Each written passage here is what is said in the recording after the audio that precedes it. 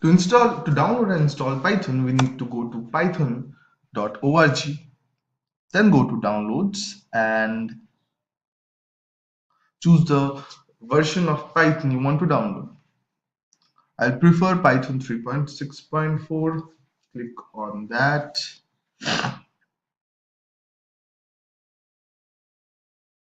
Now, since I already have Python downloaded and installed in my system, I'm not going to show you the complete process.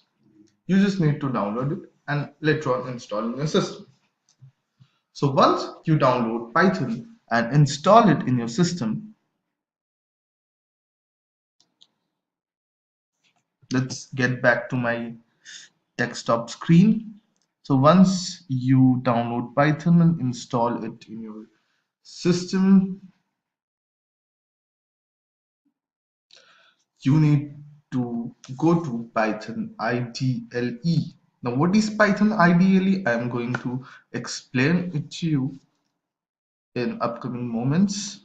Let's go to Python IDLE. Now, what is Python IDLE? In order to write a code and execute it and debug it, we require a IDE. IDE, which is Integrated Development Environment. Now, what is an IDE? An IDE is nothing but a piece of software which provides us three things: an editor, a debugger, and a compiler. An editor, a debugger, and a compiler. Now, what is an editor? What is a debugger? What is a compiler? Editor is nothing but any software which provides us the facility of writing a code. For instance, Notepad is an editor where we can write code, text, format the text.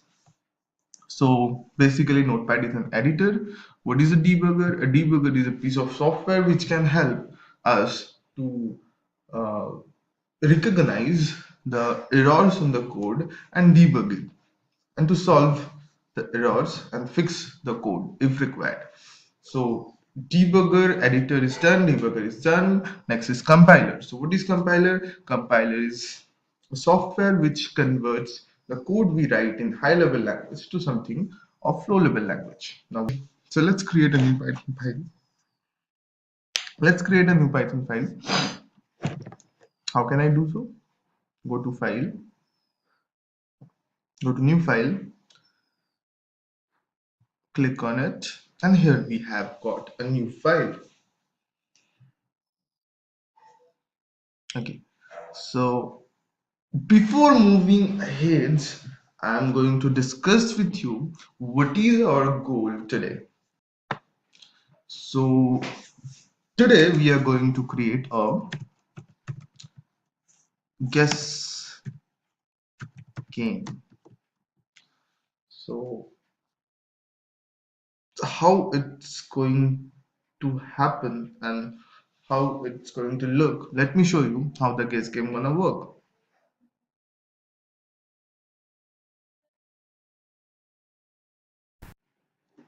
So here I have my demo guess game which I made earlier, and let me show you how it works actually. So for running it, I must go to my Python IDLE and I must open that. So open a previously created file. You need to go to the folder in which the file was saved. In my case, it was saved in Python tut, and click on that file and open it.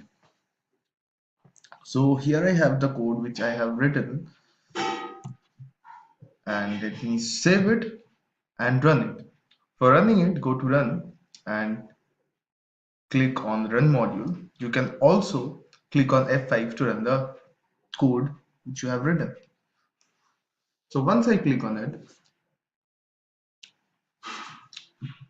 here I am being prompted, hello, what is your username? So let me give my username Suraj. Okay, now hello Suraj, would you like to play a game? Yes, I would like to play a game. Can you guess the number I'm thinking? So here, the system is thinking about a number.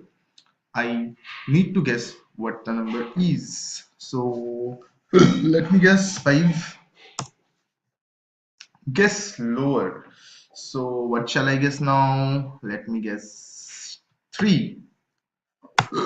Well done, you guessed it in 2 tries.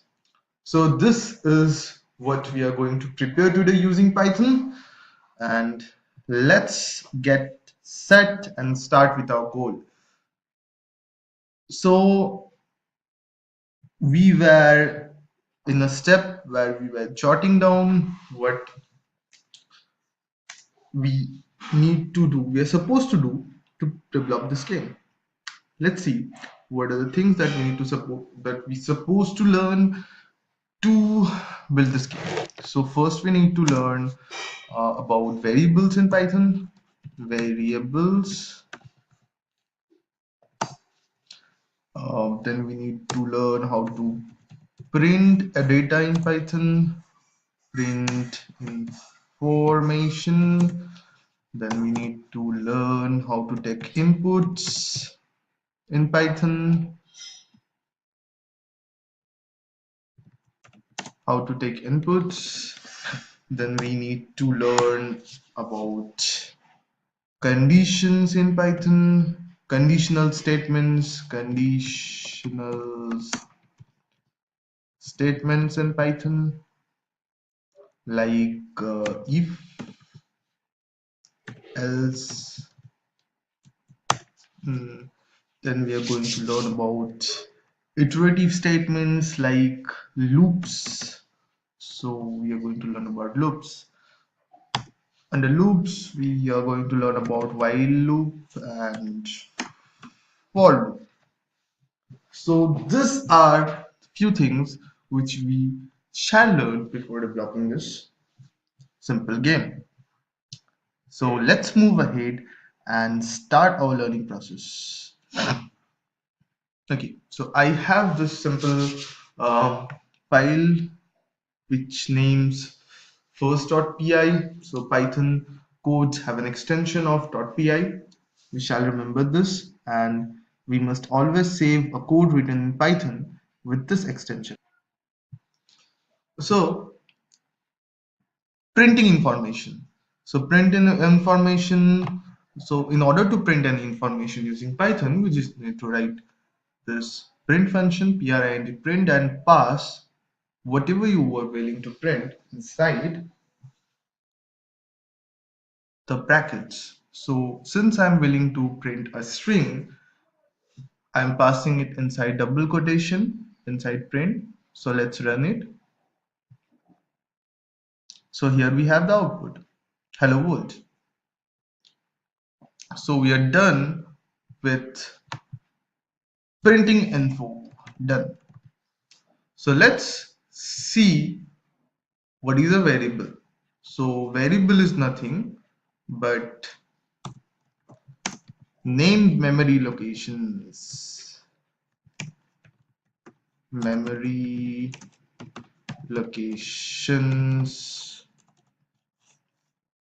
used to store data. So using variables, we can store any data values. So defining variables in Python is really very simple. You just need to use a name for the variable. In my case, I am naming it as A, and inside A, I am going to write my age, which is 22. Now let's print my age. Let's Okay, print A. So let's run it. Okay, I need to save it before running. Yes, and we have this output 22. What if I want to display the data like your age is 22? So in order to do that, we need to write the argument inside. We need to pass the string your age is inside double quotation. Your age is quotation close. Give a comma and then the variable want to display. Let's save it. Okay, so let's run it. Okay, so your age is 22. Great. So I hope we are done with the variables now. Let's try it out for strings as well. So suppose I want to pass a string, Suraj, my name, and I want to print your name is Suraj. So name is Suraj. So let's run it.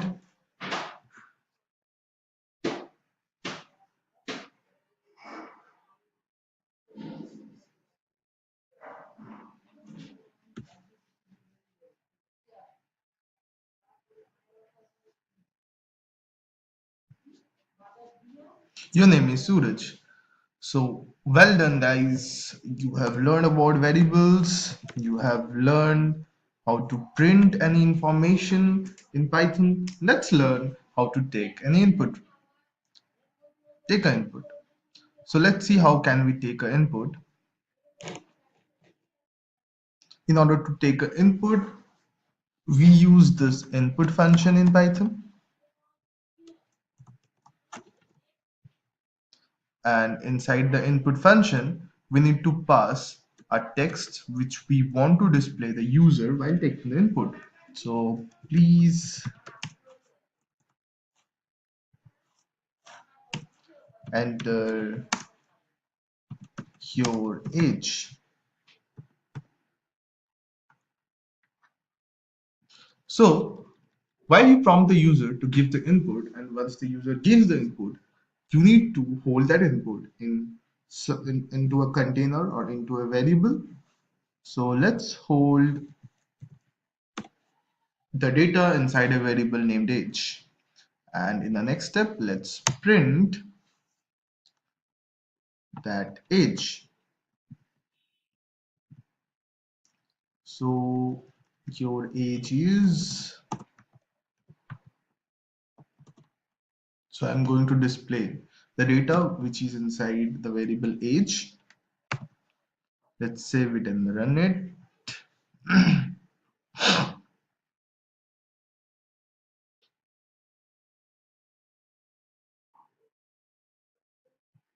Please enter your age. I'm being prompted to enter my age. Let me enter my age, 22, and your age is 22. Ta-da! We are done with taking inputs as well. Let us move to conditional statement.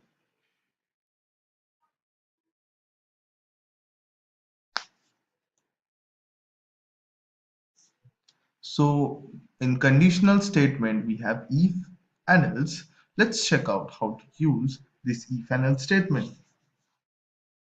So what we're going to do, if age is greater than 18, I'm going to display, I'm going to print you are eligible to vote.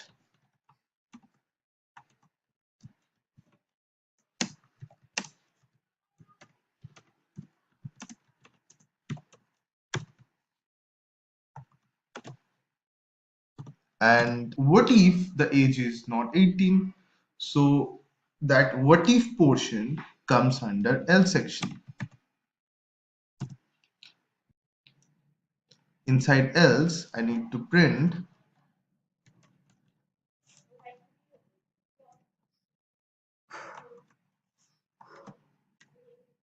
oops, you are not eligible to vote. So if statement is followed by a colon, and let's save it and run it. So I must enter my age. There is an error. So what the error says, error type greater than not supported between instance of string and int. So The problem is the age that I am entering is taken as string, and there is a difference between string and integer in any programming language, in most of the programming language you take today. Now, since 18 is an integer, while my age entered is taken as the form in the form of a string, I must convert that string into an integer before comparing my age with an integer. So in order to convert my age, which is taken in string format, to an integer, I must use int function. So once I used int function and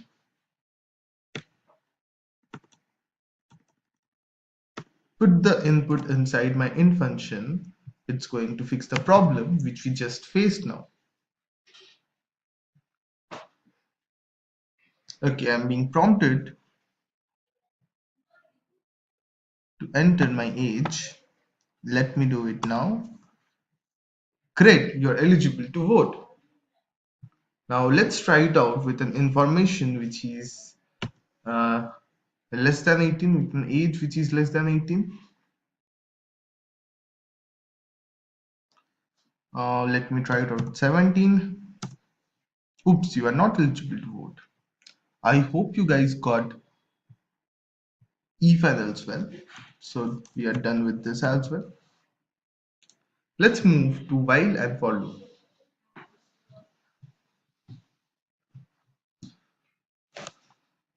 So looping statements are nothing but means of uh, performing certain actions again and again until some condition is satisfied.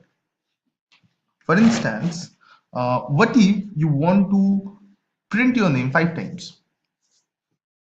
Would you write the print statement and pass your name 5 times? Like print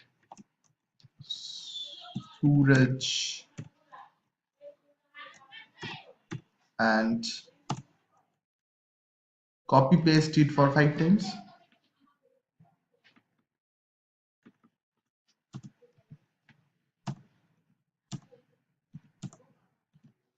Tada! I'm done. I'm printing my name 5 times. Is it going to serve my purpose? What if you're willing to print something for 100 times or 200 times or 500 times, for instance? Will doing it in this way is a good idea? Not at all. To perform such to perform such things in Python or any other programming language, we are equipped with something called loops. So let's understand a loop. So let's understand a loop. Suppose I want to print my name 5 times. So I will write for I in range 5.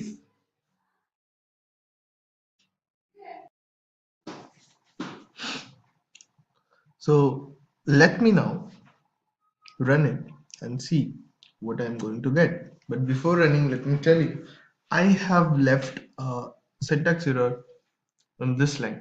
Syntax error is being left to explain one of the concepts, one of the key concepts of Python.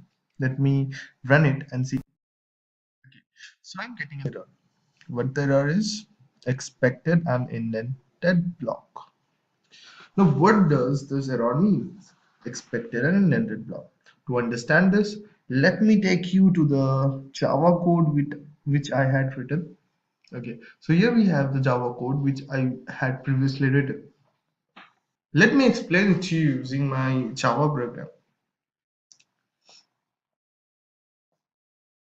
What we can see is we have a class here, we have a function here, and inside that function we have a print statement which is printing hello world.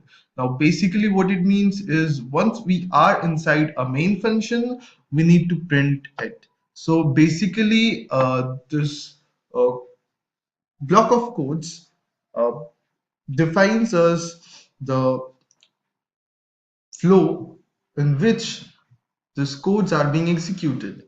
Now, in order to explain this flow in Python, we don't use any bracket or anything of such nature. What we use in Python is indentation. So if I want to execute something inside my for loop, I need to indent it inside my for loop, or indented more compared to my for loop.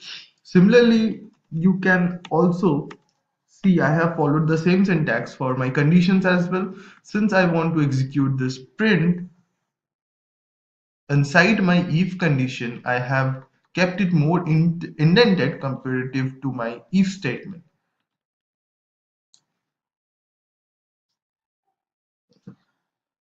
So since I want to execute this print statement inside my for loop, I have kept it more indented relative to my for loop. This will be more clear if I print something which is in same indentation with my for loop. Let me print I am inside for loop, and let's see what result am I getting.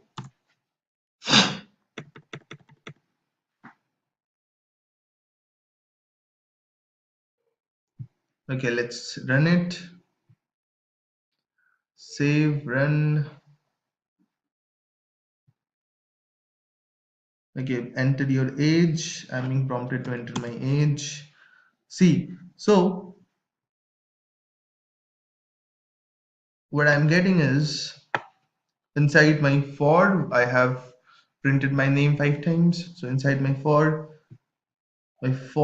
runs for 5 times and my name is printed 5 times. Now once this is being done, we get out of for loop, and this print condition, the print statement is executed, and this line is printed. So this is what we can do with for loop. So basically here I starts from 1 and it goes till I is 5, and in the process this is the body of for loop which is executed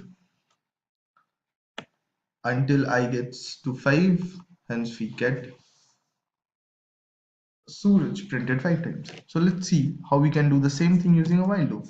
So let's write my while loop here. Now since I need to print my name 5 times, I can give I less than 5. But what is I? So basically when I take I in range 5, it considers I starts from 0 and ends at 5, but the same does not applies for while loop. In order to do the same thing in while loop, I need to hold a value in I. So let's take 0 in I. So my initial value of I is 0, and I'm going to execute this loop, or I'm going to perform this some function or some task until my I is less than 5. So now if I print my name here,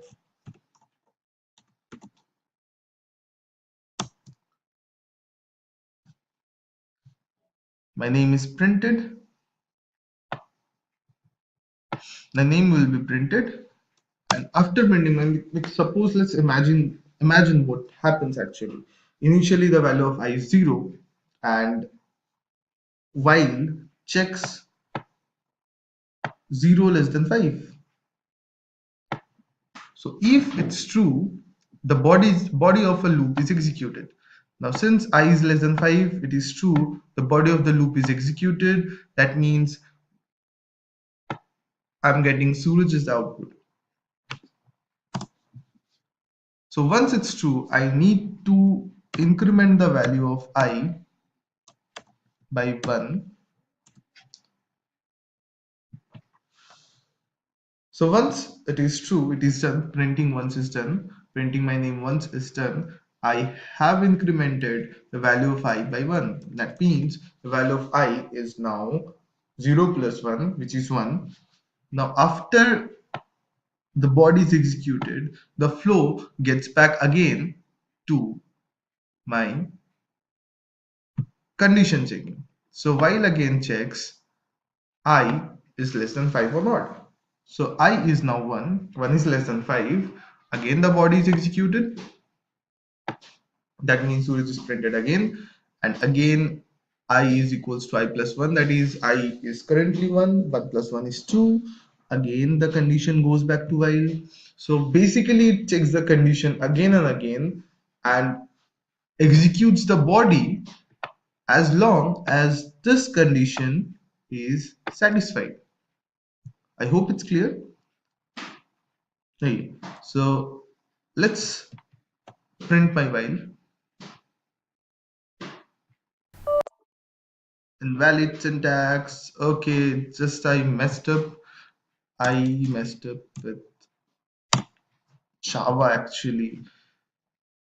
We don't need to define any we don't need to define any variable type in Python. It's a loosely written programming language. Okay, again a invalid syntax. I just need to give a semicolon here, save, run. Okay, so this is the output for loop, this is the output for while loop, and we are done with loops as well. So everything that we need to learn before proceeding for our guessing game is complete.